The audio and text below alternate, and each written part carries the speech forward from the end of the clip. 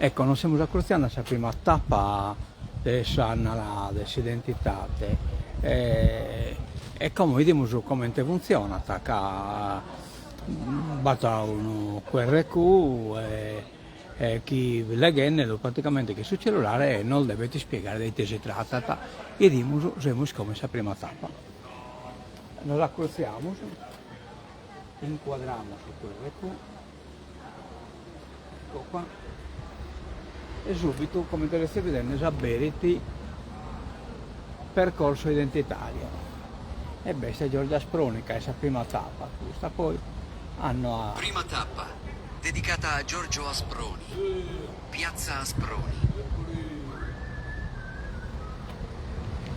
Benvenuti a Bitti.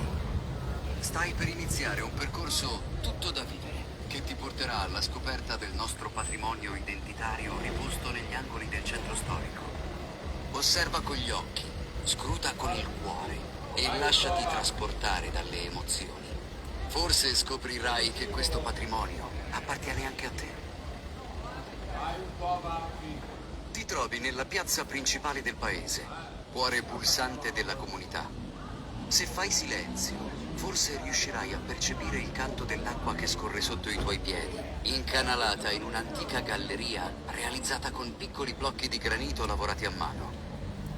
Oggi la piazza è intitolata a Giorgio Asproni, il più illustre cittadino bittese, uno dei protagonisti del Risorgimento italiano e dei primi anni dello Stato unitario.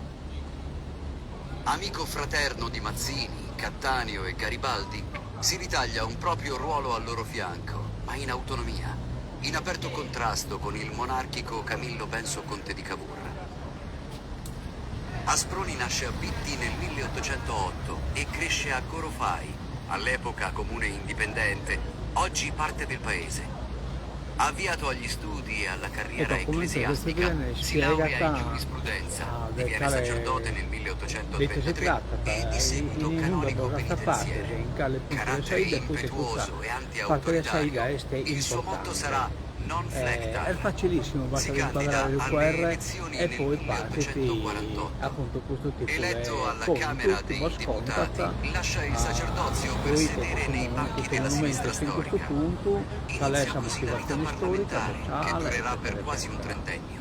Ed è questa Infaticabile la sua attività politica, prima, la numero 200 uno, gli però interventi in Parlamento racchiusi nei discorsi parlamentari, 1000 gli articoli pubblicati come giornalista e direttore, 600 le lettere dell'epistolario scritte ai maggiori esponenti politici dell'epoca. Muore di malaria a Roma il 30 aprile 1876. Alla notizia della sua morte ricevette l'omaggio commosso di Garibaldi. Alla Camera furono proclamati 3 giorni di lutto, onore riservato solo al nemico, Cavour e a Rattazzi. Bene, avete visto come funziona, poi tutto, come potete vedere, poi no che basta diverse iscritte, che sono, chi spiega, insomma, basta qualcuno giunto, e poi ti trovi nella piazza dedicata a Giorgio Asproni, protagonista del Risorgimento italiano, amico fraterno di Mazzini, Cattaneo e Garibaldi, strenuo oppositore del monarchico Camillo Benso conte di Cavour. Nato a Bitti nel 1808, diventa deputato nei banchi della sinistra storica. Il suo motto sarà non flechar, non mi piego.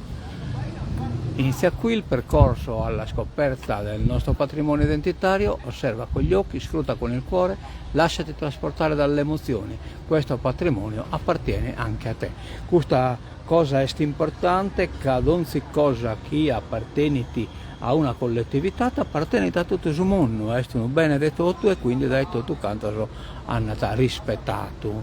Ecco, quindi siamo insomma rispettoso e che è pure una cosa nostra. Addio, la mentre vedere a posa tardi.